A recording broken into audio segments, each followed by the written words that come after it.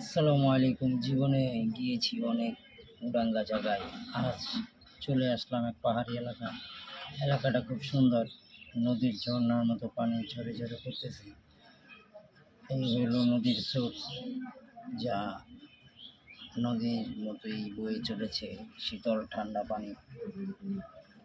আমি আপনাদেরকে পানি জুড়ে দেখাচ্ছি, যে পানি যেভাবে নামতেছে। পানিটা খুব ঠান্ডা এবং ভাব। ভিডিও করার কারণে অনেক জায়গায় ঘুরতেছি, অনেক জায়গায় যেতেছি। জায়গাগুলো খুব সুন্দর, পরিবেশ বান্ধব জায়গা।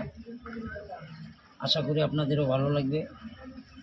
আর যারা যারা এই উডাঙ্গা শহরে আসতে চান, কমেন্টে ইনবক্সে আমাকে মেসেজ করবেন।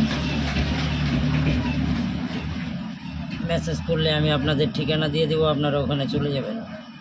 আশা করি ঘুরতে গেলে আপনাদের ভালো লাগবে।